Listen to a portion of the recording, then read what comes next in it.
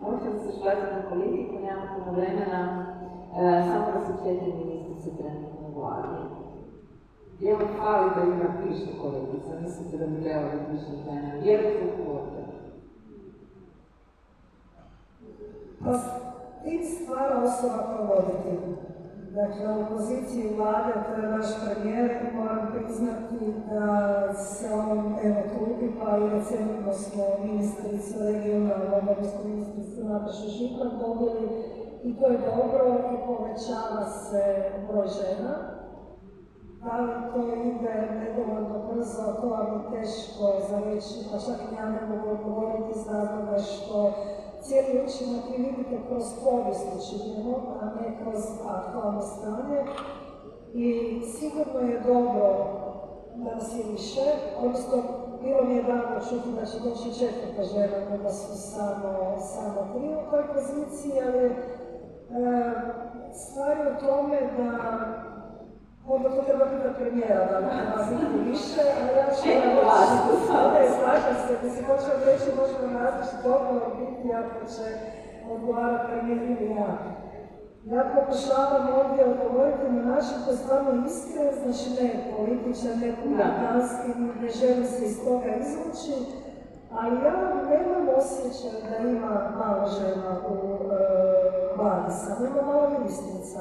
Ali u situaciji ministrica koja donese odluku na stol, ona je prezenter ministarstva, ali iza toga imate jako puno žena koje mi žene trebamo pokazati da su ovdje za to odluke.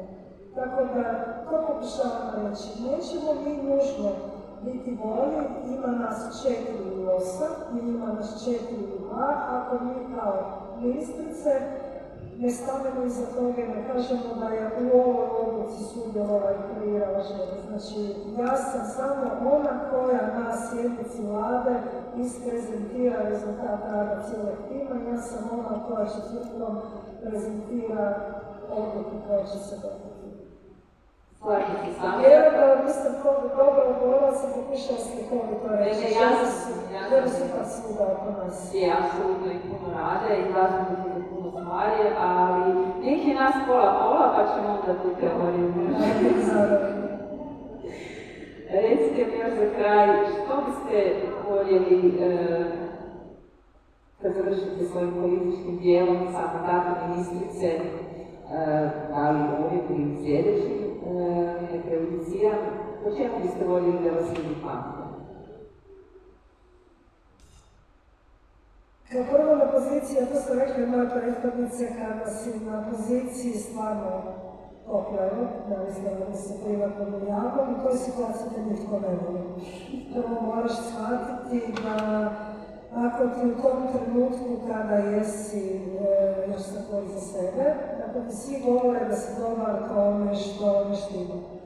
Ili se družiš u krivom društvu, ili imaš ljude neiskreno oko sebe, tako da ću govoriti, dakle, drago mi je čuti da nešto, dok sam ministrica, drago mi je čuti da nešto ne radi dobro, ali bih isto toga voljela da mi se u razgovoru kaže što to nije dobro i zašto ta druga osoba voli da nisam dobro napravila. Ali ono što bih voljela kada jednog dana ne bude ministrica, da budem svjesna da sam napravila jedan korak nabolje, jer je priča i pokušavam mijenjati terminologiju, odnosno ja pokušavam učiti i sebe i druge da moramo govoriti istim jezikom, odnosno da imenica mora imati jednako značenje, a sve ćemo pokušati to objasniti plastično. Dakle, ja da vas pitam ovdje sad sve što mislite da je najbitnije za zdravstvo, ja vam garantiram da bi najviše koma u našu bilo odgovora reforma zdravstvenog sustava. Kad bi sad glasali, svi bi rekli treba reforma. To je. Upravo ste sad to rekli što god stoje. Dakle, ja mislim da je zdravstveni sustav koji treba kontinuirano mijenjati.